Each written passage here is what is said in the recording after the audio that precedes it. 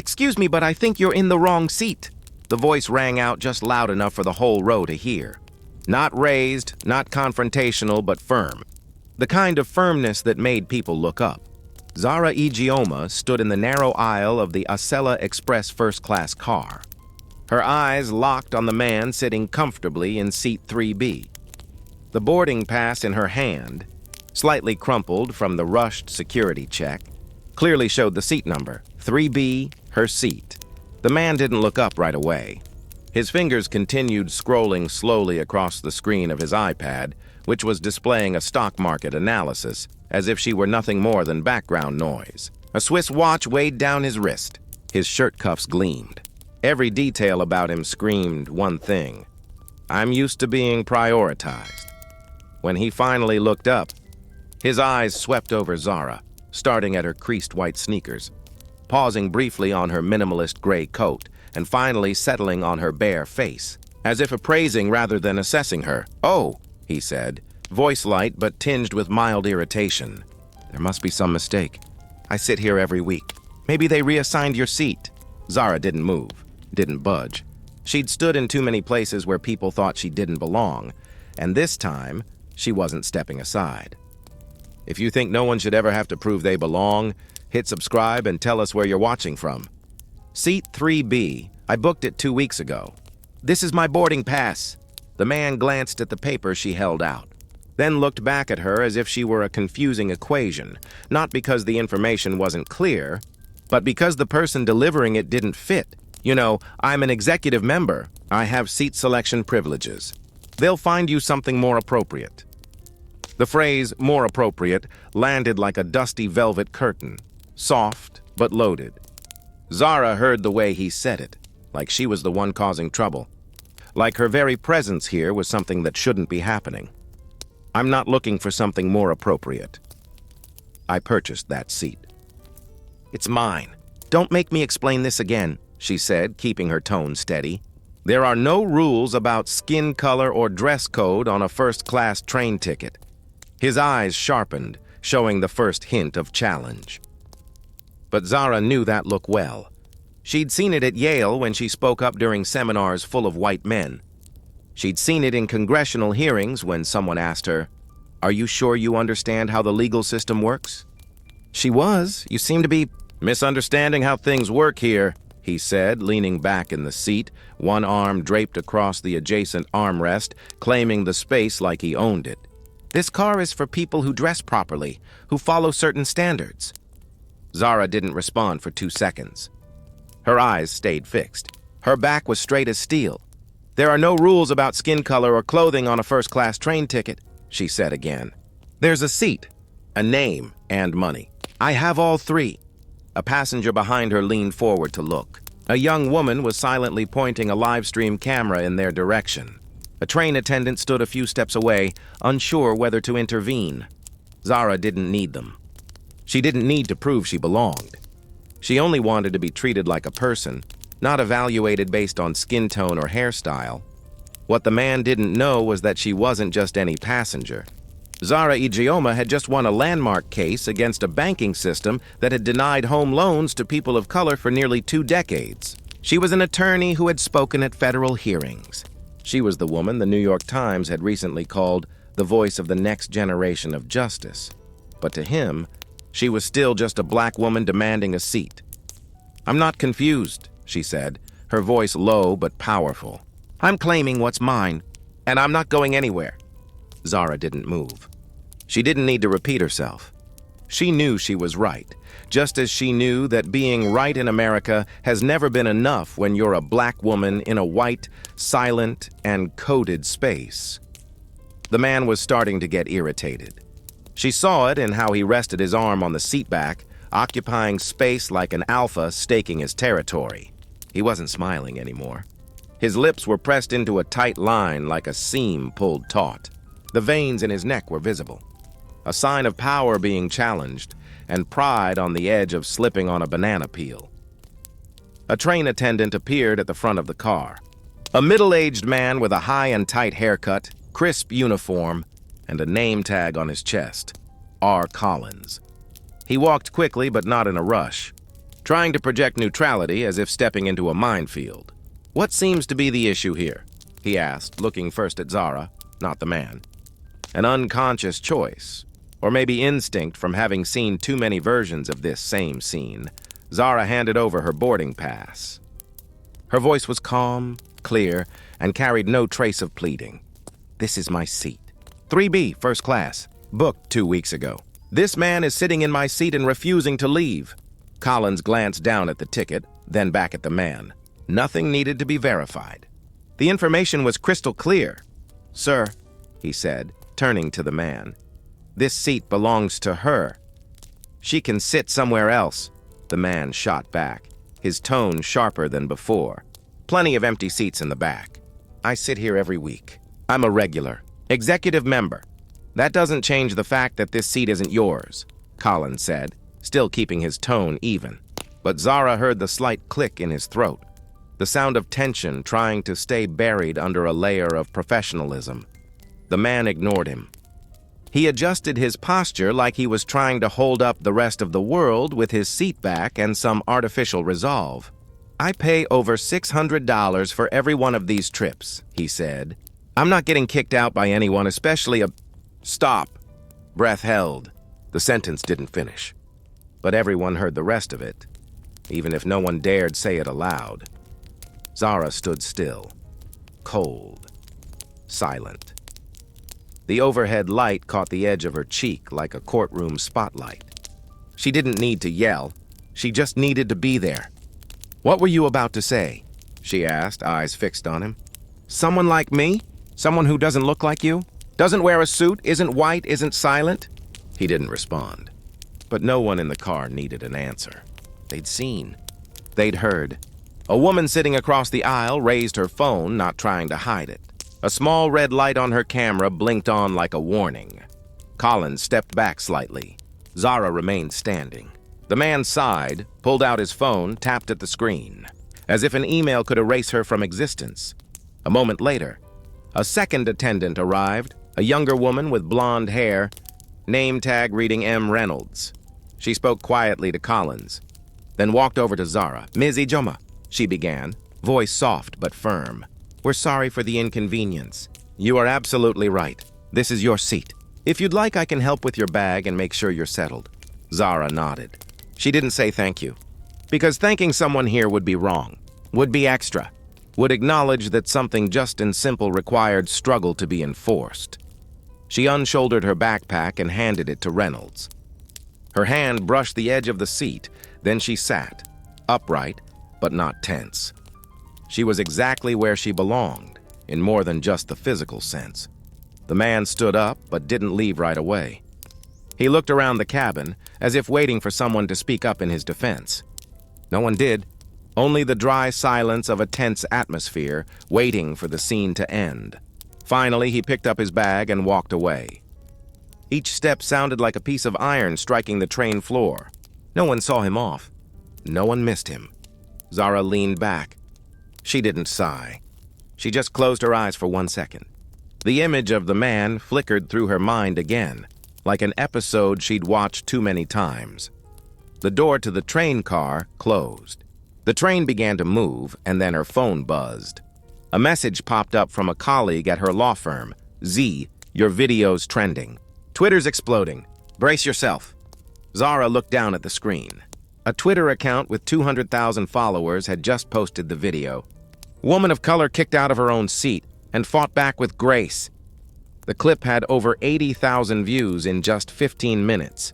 She locked the screen and leaned back. The light outside the window slid across her face with each pulse of the speeding train. She didn't smile. But in her eyes, there was a trace of peace, like someone who had just won something bigger than a seat. An internal notice from North Rail hit Slack and system-wide email at 6:03 p.m. All staff and PR teams are on standby for media handling.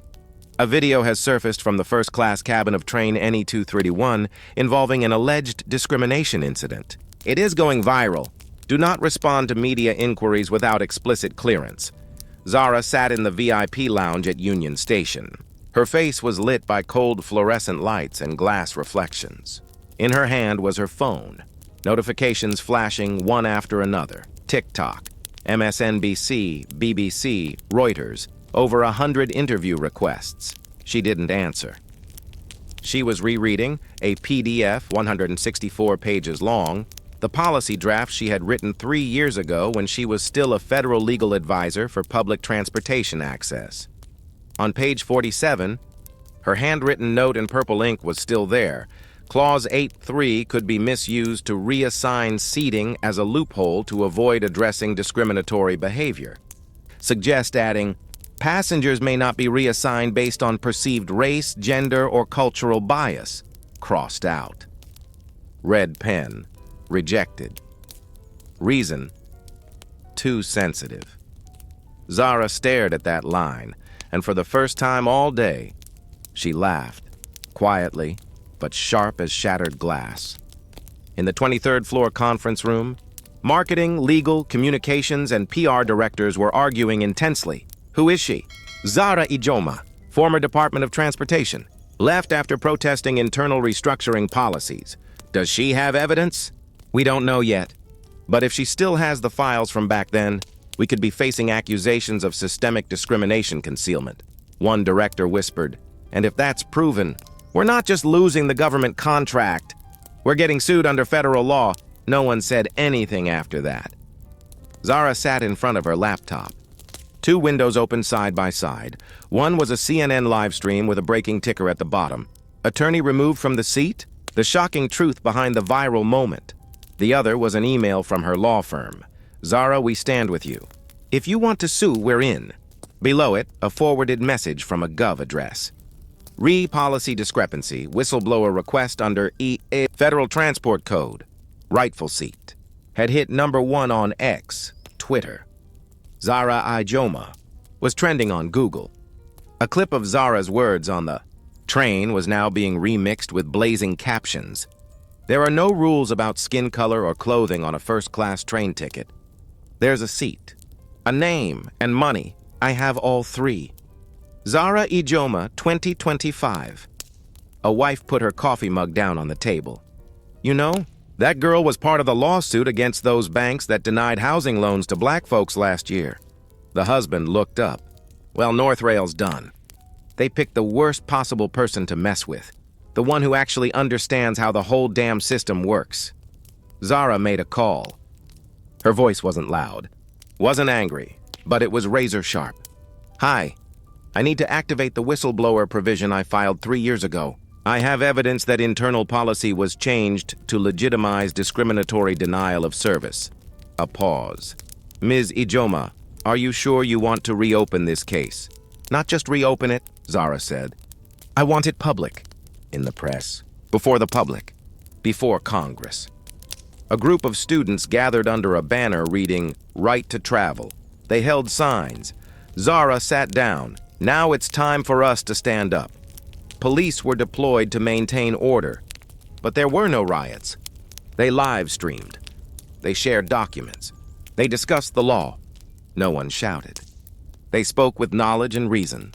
By nightfall, a New York Times reporter tweeted, Breaking. Sources confirm Zara Ijeoma, the woman whose seat was taken today, helped write the original non-discrimination policy for the Department of Transportation.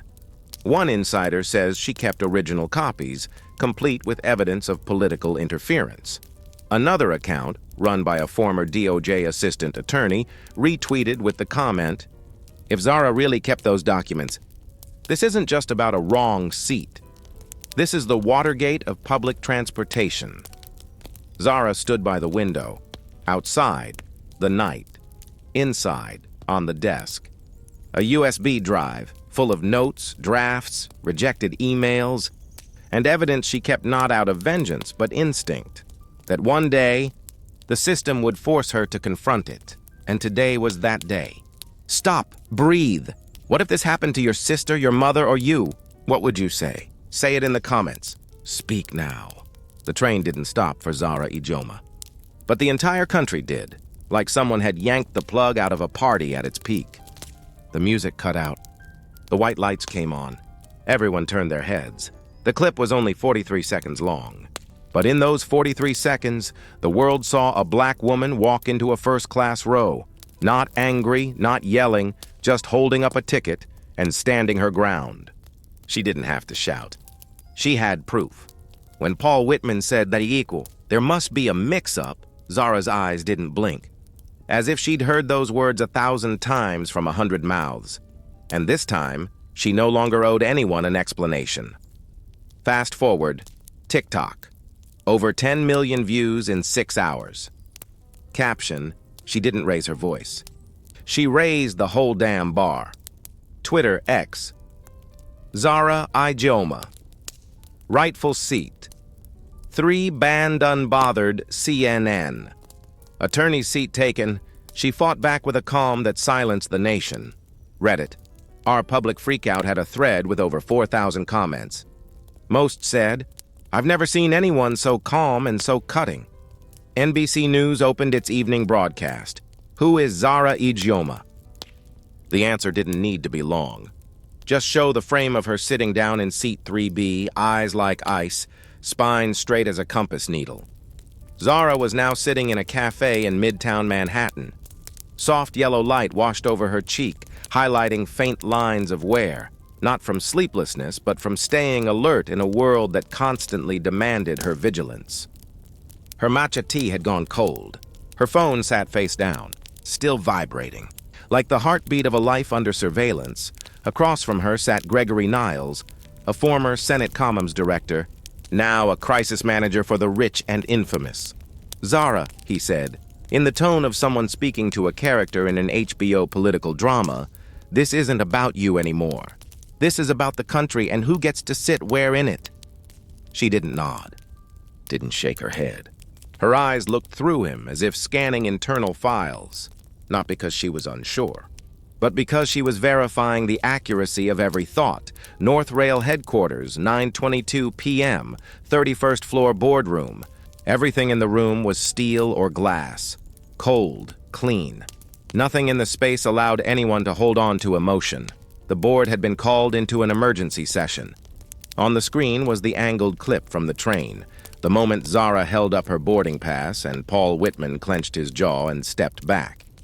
The camera caught it all. The ceiling lights reflected in her eyes like blades. "She used to work at DOT?" a man's voice asked. Flat. Not a question, just the sound of ice being chewed.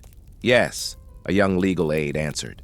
His hand trembled slightly as he scrolled his laptop. "She wrote a draft of the seat allocation policy, but it was never approved. Considered too sensitive." "Too sensitive, my ass," a white middle-aged executive cut in. She clearly knew this would be a problem. "So why didn't she say anything?" A second later, someone laughed. "Short. Sharp like a knife." She did speak up. "We were the ones who hit mute." The deputy communications director, red-haired, wearing a beeswax-colored suit, tapped a stack of papers on the table. Not loud enough to make a sound, but enough to make everyone turn.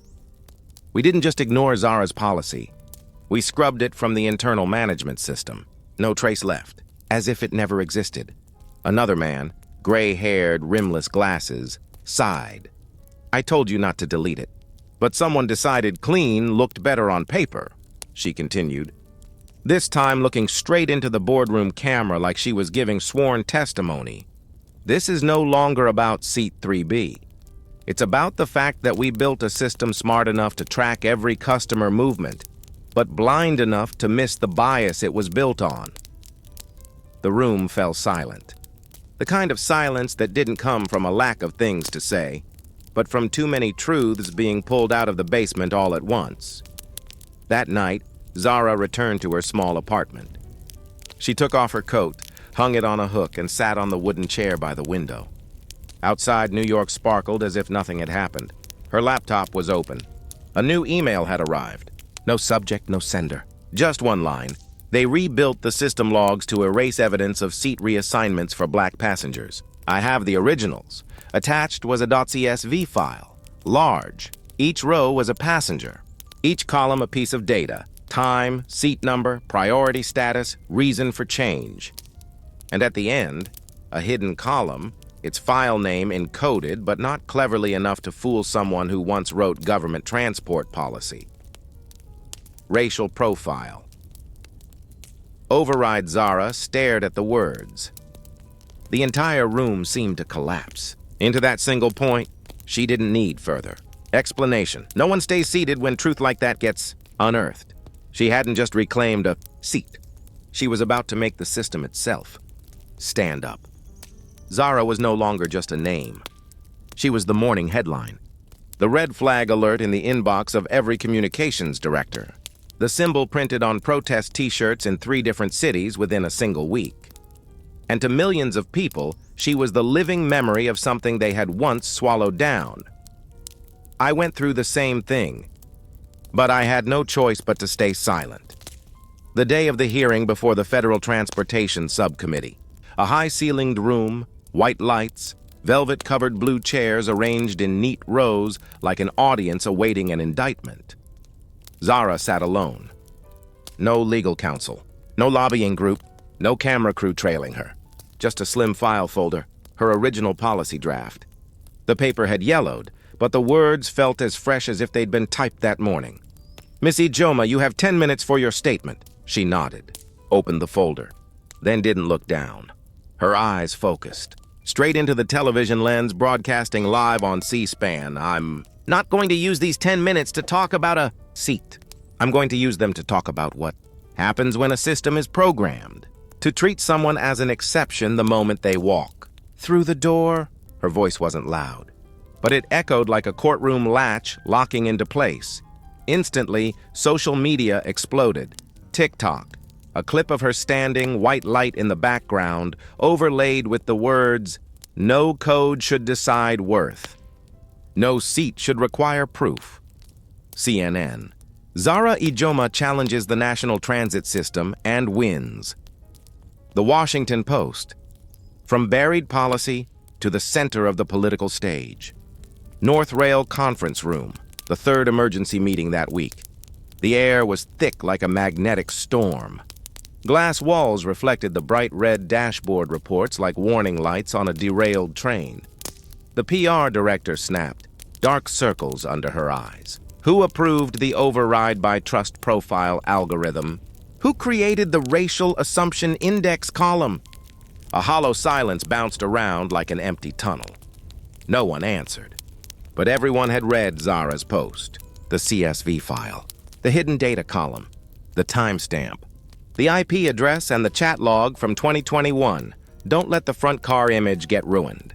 Keep passengers who don't look the part in the lower zones, the day the Supreme Federal Court accepted the class action lawsuit. No demand for money.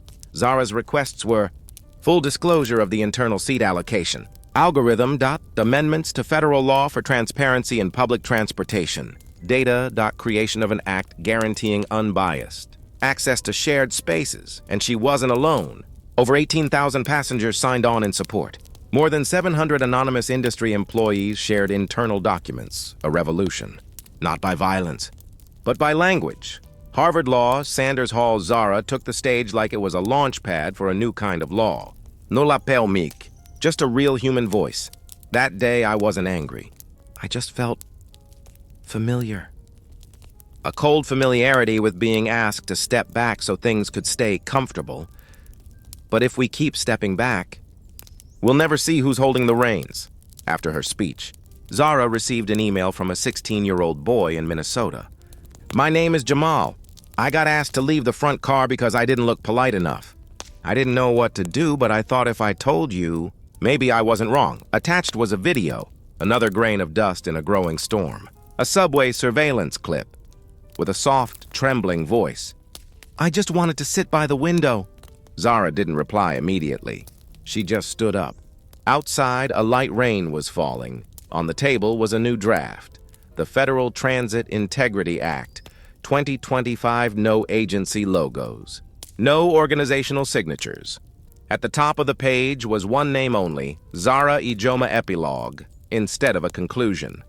At a small train station in Portland, a new employee, Kevin, originally from Guatemala, adjusted his name tag. Beneath customer advocacy team was a new slogan, "Every seat matters. Every story counts." An elderly Vietnamese woman asked him in slow English, Does this mean people like me can sit anywhere now? Kevin smiled and nodded. Yes, ma'am. That's the whole point. On the station's waiting room display screen, Zara Ijeoma testifies today on civil rights technology in transport. The train didn't stop for her. But now, the whole system was moving for people like her. She didn't sit down for just herself. And you didn't watch this for no reason. If you believe the world can change, make that belief visible. Share this story.